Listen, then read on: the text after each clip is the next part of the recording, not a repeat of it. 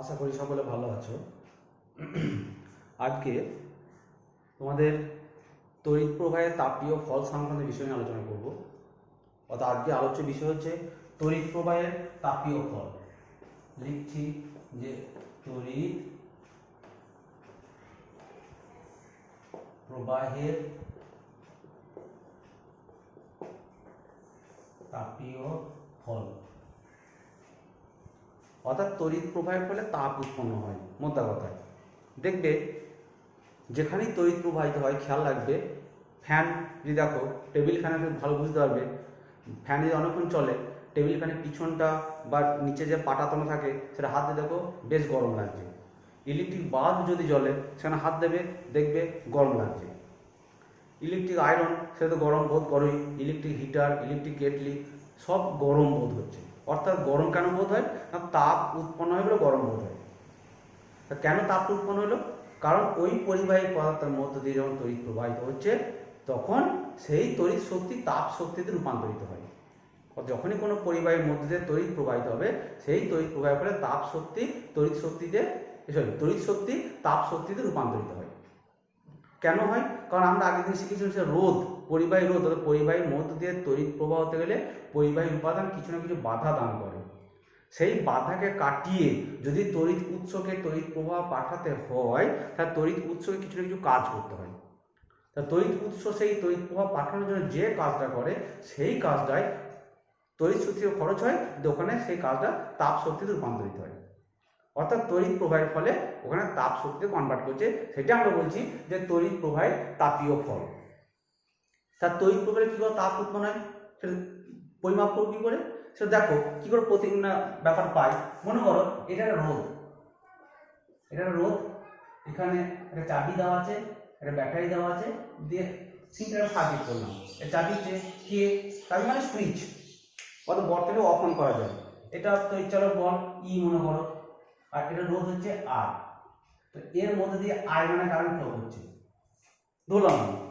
তাহলে এই রোধটার মধ্যে দিয়ে আই মানে কারেন্ট পাঠাতে হয়, কে পাঠাচ্ছে না এই তড়িৎ উৎস পাঠাচ্ছে। আই যদি কারেন্ট পাঠায় কতটা আধান পাঠাবে? আমরা শিখেছিলাম আগে যে আই প্রবাহ মাত্রা I equals to Q by T, অর্থাৎ একক সময়ে প্রবাহিত আধান সেটা হচ্ছে তড়িৎ প্রবাহ মাত্রার পরিমাপযোগ্য রাশি। তো আই সমান কিউ বাই টি। তাই আমি বলছি তড়িৎ উৎস যদি এই রোধের মধ্যে দিয়ে আই মানে কারেন্ট পাঠায়, কত আধান পাঠিয়েছে না কিউ পরিমাণ আধান পাঠিয়েছে, তাহলে এখানে পাবো কি কিউ সমান আই ইন্টু টি। এই পরিমাণ আধান দিয়ে যাচ্ছে, কে পাঠাচ্ছে? তড়িৎ উৎস পাঠাচ্ছে।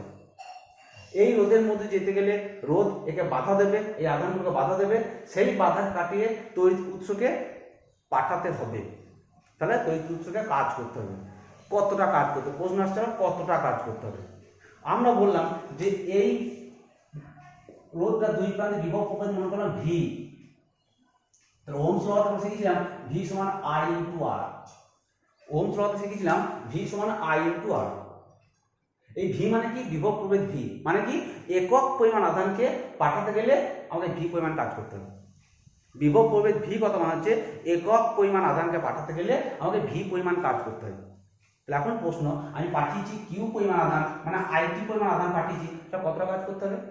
যদি একক পরিমাণ আধানকে পাঠাতে গেলে ভি পরিমাণ কাজ করতে হয়, তাহলে কিউ পরিমাণ আধানকে পাঠাতে গেলে নিশ্চয় কাজ করতে হবে ডাব্লিউ সমান কিউ ইন্টু ভি।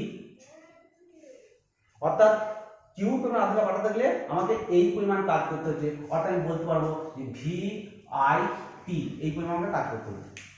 আমাকে কাজ করতে হয়নি, তড়িৎ উৎস কাজটা করেছে। অর্থাৎ তড়িৎ উৎস এর মধ্যে দিয়ে আই টি আধানকে পাঠাতে গেলে এই পরিমাণ কাজ করেছে। এই যে কাজটা করছে এই কাজটাই ওখানে কিন্তু কার্য আর শক্তি অভিন্ন রাশি, আমরা কার্যটাই শক্তিতে রূপান্তরিত হয়ে যাবে। তাহলে দেখি যে ডাব্লিউ সমান ভি আই টি, তাহলে এই একটা ফর্ম হতে পারে, অথবা ভি সমান লিখেছি আমরা আই আর, যেখানে বসানো হয় তাহলে I R into I T সমান কি পাবো আই স্কোয়ার আর টি। এটা একটা হতে পারে, এটা একটা হতে পারে। আবার এখান থেকে আই সমান কি লিখতে পারি? আই সমান লিখতে পারি দেখো ভি বাই আর। সেটা যদি এখানে বসানো হয়, আবার এখানে নিয়ে আসতে হবে, যদি বসানো হয় তো ভি থাকলো আই এর পরিবর্তে লিখছি into V by R into T, that is V square by R into টি।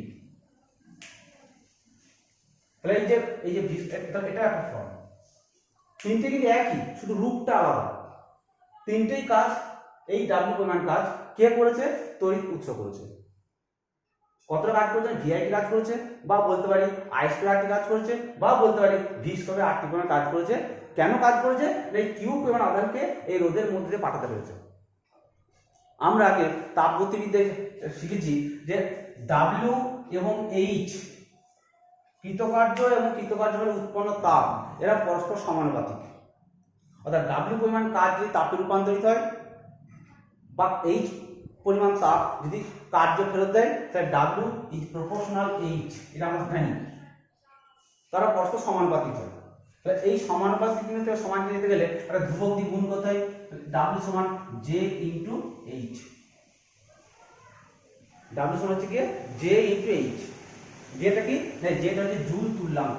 বিজ্ঞানী জুলের নাম অনুযায়ী হচ্ছে জুল তুল্যাঙ্ক। জুল, যেটা জুল তুল্যাঙ্ক। তাহলে ডাব্লিউ সমান জে এইচ। তাহলে এইচ সমান লিখতে পারি না, এইচ সমান লিখতে পারবো যে ডাব্লিউ বাই জে। এখানে ডাব্লিউ সমান কত পেয়েছি? ভি স্কয়ার আর ইনটি বা আই স্কয়ার আর টি বা ভি আই টি, যাই পাবো না কেন, তা আমি লিখতে পারবো এইচ সমান 1 by J into V I T বলতে পারি, বা 1 by J I square R T বলতে পারি, বা 1 by J V square by R into T, তিনটেই বলা যায়। অর্থাৎ ভি বিভব প্রভেদের মধ্য দিয়ে যদি আই মানে কারেন্ট ফ্লো করে, তাহলে এত তাপ উৎপন্ন হবে। যদি আর রোধের মধ্য দিয়ে আই মানে কারেন্ট টি সঙ্গে ফ্লো করে, এই পরিমাণ তাপ উৎপন্ন হবে। ভি বিভব প্রভেদের মধ্য দিয়ে আর রোধের মধ্য দিয়ে যদি টি সময় তড়িৎ প্রবাহিত হয়, তাহলে এই পরিমাণ তাপ উৎপন্ন, তিনটি একই ফর্ম। আমরা এই জে এর মান আমরা আগে শিখলাম, জে তার মানে হচ্ছে 4.2 জুল, 4.2 জুল পার ক্যালোরি। অর্থাৎ 1 ক্যালোরি তাপ উৎপন্ন করতে গেলে 4.2 জুল কাজ করতে হয়। 1 ক্যালোরি তাপ উৎপন্ন হলে 4.2 জুল কাজ করতে হয়। এসআই, এটা সিজিএস পদ্ধতি, ক্যালোরি হচ্ছে সিজিএস পদ্ধতি তাপের একক, কাজ হচ্ছে এসআই পদ্ধতি, জুল। এসআই জুল কাজের একক। তাহলে এখানে যদি আমি এসআই পদ্ধতিতে ভাবি, এসআই পদ্ধতিতে তাপের একক কাজের একক দুটোই কিন্তু জুল। এসআই পদ্ধতিতে তাপের এককও জুল, এসআই পদ্ধতিতে কাজের এককও জুল। সেই হিসাবে এই জে এর মান হবে কিন্তু 1। এসআই পদ্ধতিতে জে এর মান হবে 1, অর্থাৎ সেই ক্ষেত্রে আমরা এসআই পদ্ধতির ক্ষেত্রে এই জেটা কিন্তু আমরা লেখার কোনো প্রয়োজন নেই। অর্থাৎ এসআই পদ্ধতির ফর্মুলা হবে এটা, এইচ সমান ভিআইটি, এইচ সমান আই স্কয়ার টি, এইচ সমান ভি স্কয়ার আর টি। এগুলো সব কিন্তু এসআই পদ্ধতিতে প্রযোজ্য। অর্থাৎ আমি বলতে পারি যে এটা আমি এসআই পদ্ধতিতে লিখেছি। কিন্তু যদি সিজিএস পদ্ধতি করতে হয়, তাহলে আমাকে চেঞ্জ করতে হবে। কারণ সিজিএস পদ্ধতির সম্পূর্ণ এইটা যে ক্যালোরি যে সিজিএস পদ্ধতি, জুল হচ্ছে এসআই পদ্ধতি কাজের একক। তখন এই যে 1 বাই জে অর্থাৎ 1 বাই 4.2 যদি করা হয়, 1 বাই জে মানে হচ্ছে 1 বাই 4.2, এর মানটা আসবে 0.24 ক্যালোরি পার জুল হবে। 0.24, এটা জুল পার ক্যালোরি ছিল, এটা যে উল্টে গেছে, এটা ক্যালোরি প্রতি জুল হয়ে যাবে। তো সেক্ষেত্রে আমরা যদি আমি এসআই পদ্ধতি না ভাবি, যদি সিজিএস পদ্ধতি ভাবি, যদি আমি সিজিএস পদ্ধতি করতে চাই, তাহলে সিজিএস পদ্ধতিতে আমরা বলবো এটা 0.24 এইটা হলো ফর্মুলা। অর্থাৎ এইচ সমান হচ্ছে 0.24 ভিআইটি, বা এইচ সমান 0.24 আই স্কয়ার টি, বা এইচ সমান 0.24 ভি স্কয়ার আর ইনটু টি। এটা কে প্রতিষ্ঠা করেন? বিজ্ঞানী জুল। তিনি এই সূত্রটা প্রতিষ্ঠা করেন যে তড়িৎ প্রবাহ করে কত রকমের তাপ উৎপন্ন হয়। এবার এই যে ফর্মুলা পেলাম, এইখান থেকে এবার জুলের সূত্রগুলো প্রতিষ্ঠা, মানে জুলের সূত্র বলতে হবে। কিভাবে বলবো দেখো, জুলের তাহলে আমরা এখানে তিনটে ভ্যারিয়েবল দেখো, উৎপন্ন তাপটা কিন্তু সবার ক্ষেত্রে কমন, ভি আর টি তিনটে ভ্যারিয়েবল, বা আই আর টি তিনটে ভ্যারিয়েবল, ভি আই টি তিনটে ভ্যারিয়েবল। তো আমরা এই ক্ষেত্রে বলবো যে এইচ সমান 0.24 আই স্কয়ার টি, এই ফর্মুলা থেকে আমরা বলবো তিনটে সূত্র প্রতিষ্ঠা করব। 1 নম্বর সূত্র কি না, এইচ প্রপোর্শনাল আই স্কয়ার, যখন লিখতে হবে যখন আই ও টি স্থির, এই সরি আর এবং টি স্থির, এই প্রপোর্শনাল আই স্কয়ার যখন আর এবং টি স্থির। আর মানে কি? পরিবাহী রোধ যদি ধ্রুবক থাকে অর্থাৎ পরিবাহীটা যদি নির্দিষ্ট থাকে, সময় প্রবাহের সময় যদি নির্দিষ্ট থাকে, পরিবাহীতে উৎপন্ন তাপ তড়িৎ প্রবাহমাত্রার বর্গের সমানুপাতিক।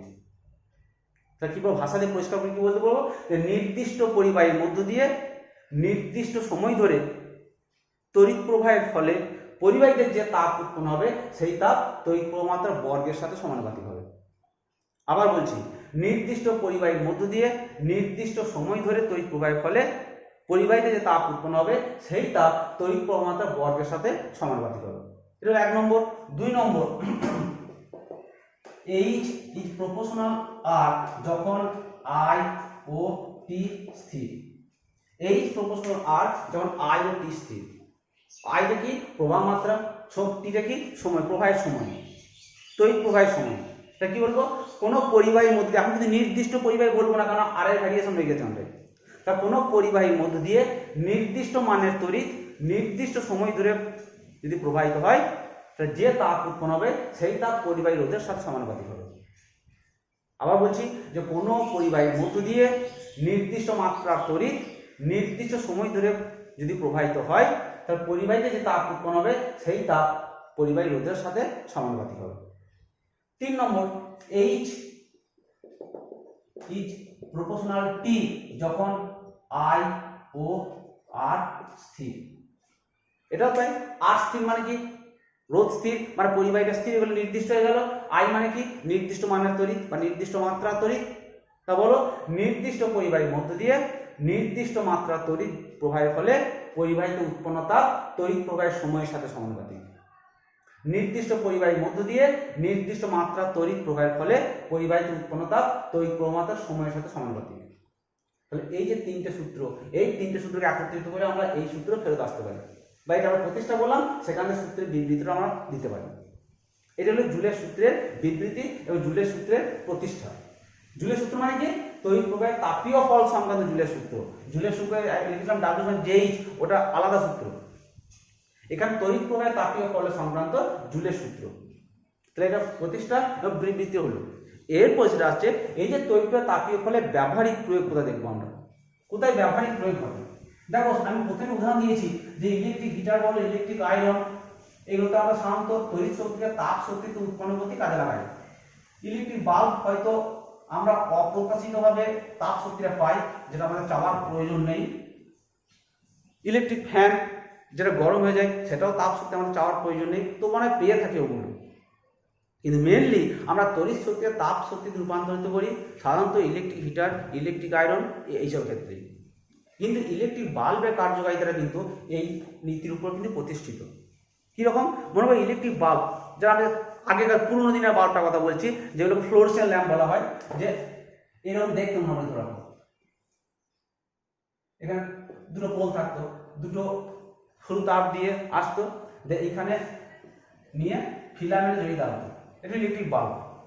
এই যে ফিলামেন্টটা তৈরি করা হলো, এই ফিলামেন্টটা সাধারণত আগে টাংস্টেন ধাতুতে তৈরি করতো, এখন লোহা, টাংস্টেন আর ম্যাঙ্গানিজ, এই 3টের একটা সংকর ধাতুর নাম হচ্ছে উলফ্রেমাইট।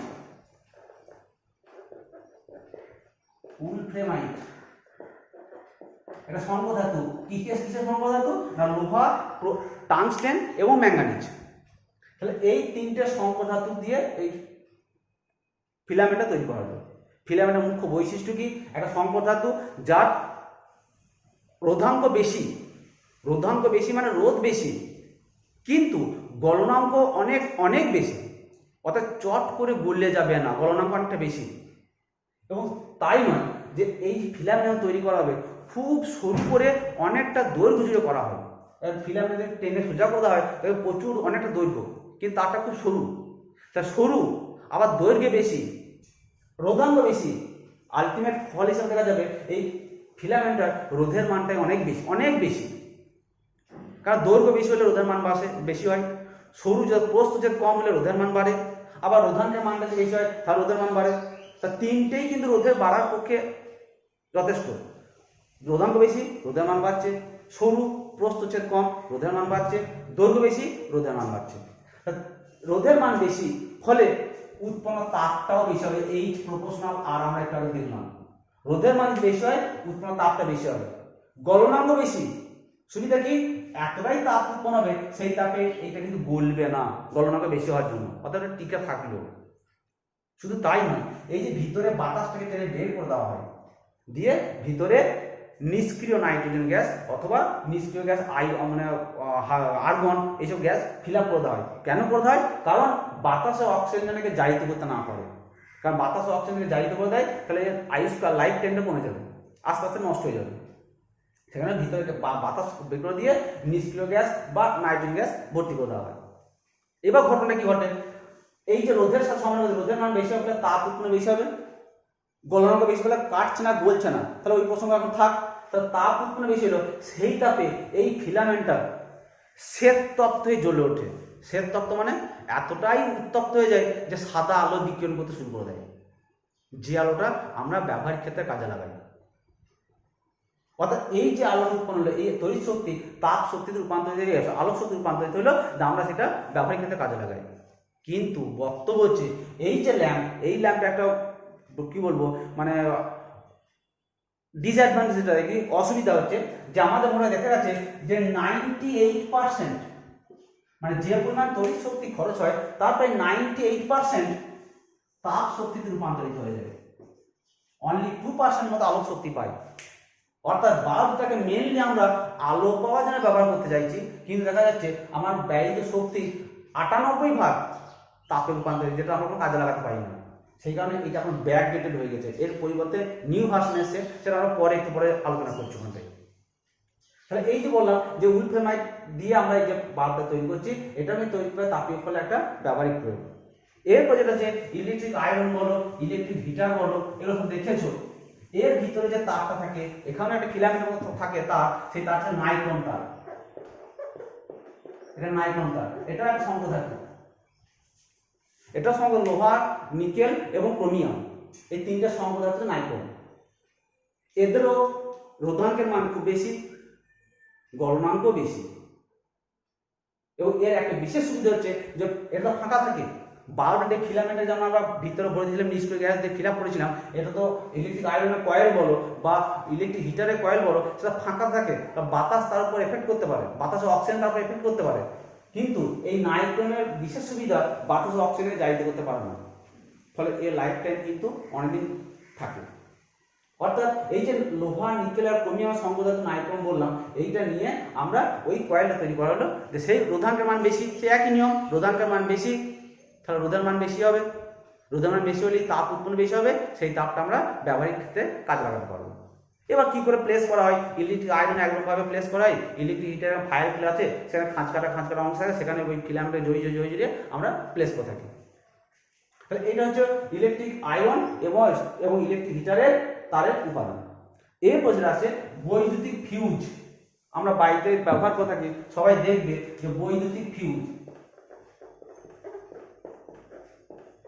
বৈদ্যুতিক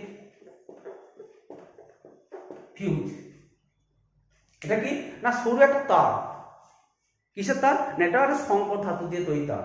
সেই সংকর ধাতু কি না, এটা থাকে 25% মতো টিন থাকে আর 75% মতো সীসা থাকে। এটা ভালো মনে রাখবে, পরীক্ষার সময় জানতে চাইতে পারো যে ফিউজ তারের উপাদান হচ্ছে সংকর ধাতু, যেটা টিন থাকে 25% আর সীসা থাকে 75%।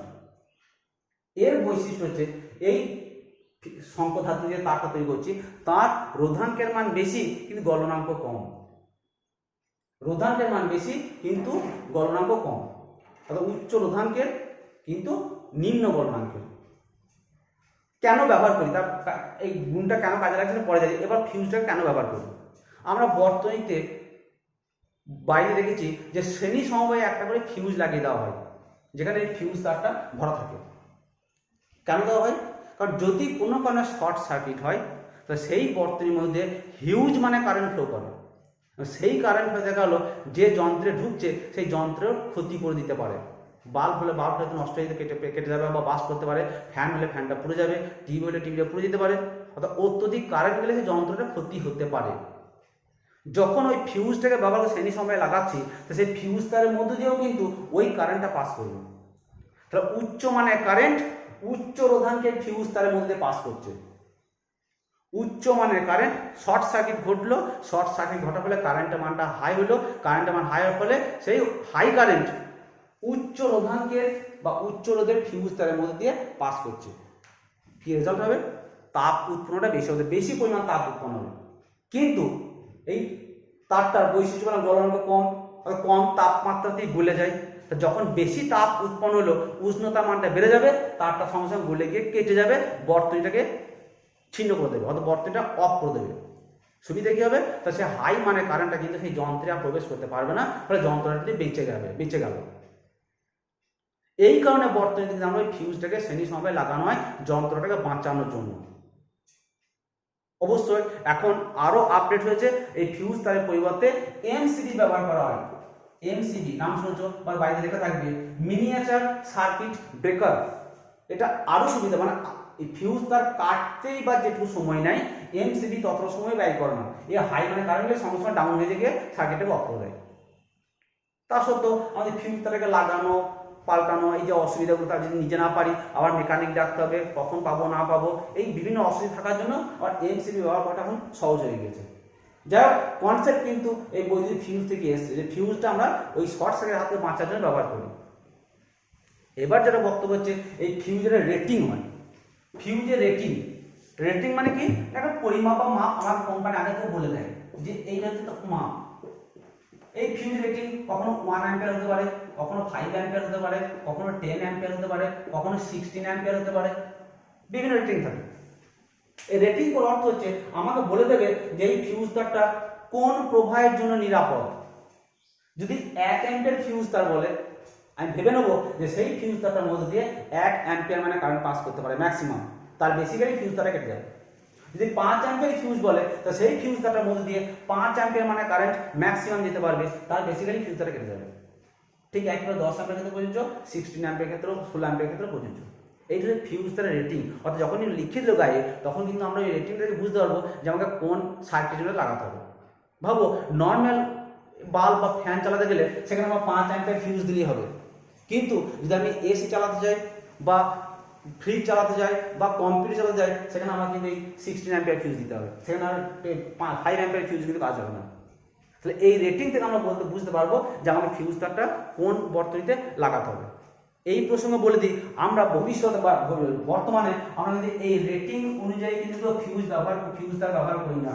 খেয়াল করে দেখো, যে কোনো একটা তামার তারকে জড়িয়ে ফিউজে বেঁধে দিয়ে বোর্ডে গুঁজে দিলাম, লাইটে চলে গেল, ফ্যানে চলে গেল, এটা কিন্তু উচিত নয়। যদি আমাকে সঠিক ফিউজের কার্যকারিতা সঠিকভাবে আমাকে ফলপ্রসূ করতে হয়, তাহলে অবশ্যই এই রেটিং সম্বন্ধিত ফিউজ তার কিন্তু আমাকে ব্যবহার করা উচিত। যে কোনো তারকে বেঁধে দিলাম ফিউজে, যে রানিং করে দিলাম, এটা কিন্তু কখনোই উচিত নয়। তাহলে ফিউজ রেটিং হলো। এবার এই সঙ্গে যে তৈরি করে তাপীয় ফলের যে আমি থিওরিটা বললাম বা যেগুলো ঘটনাগুলো বললাম, তার উপর একটা ছোট্ট অঙ্ক তোমাদেরকে করে দিই, যে অঙ্কটা দেখবে এবং সেই রকম অঙ্কটা বাইরে করার চেষ্টা করবে। অঙ্কটা লিখে নাও। একটা অঙ্ক বলছি আমি, যে 3 অ্যাম্পিয়ার প্রবাহ মাত্রা 20 ওহম রোধের মধ্যে দিয়ে 10 মিনিট প্রবাহিত হয়। 3 অ্যাম্পিয়ার প্রবাহ মাত্রা 20 ওহম রোধের মধ্য দিয়ে 10 মিনিট ধরে প্রবাহিত হলে ওই রোধকে উৎপন্ন তাপের পরিমাণ কত হবে? তা কি বলছি, 3 অ্যাম্পিয়ার প্রবাহ মাত্রা, তাহলে I সমান লিখবো 3 অ্যাম্পিয়ার। কত রোধকের মধ্যে যাচ্ছে? 20 ওহম রোধের মধ্যে যাচ্ছে, তাহলে আর হচ্ছে গিয়ে 20 ওহম। কত সময় ধরে গেছে? t = 10 minute.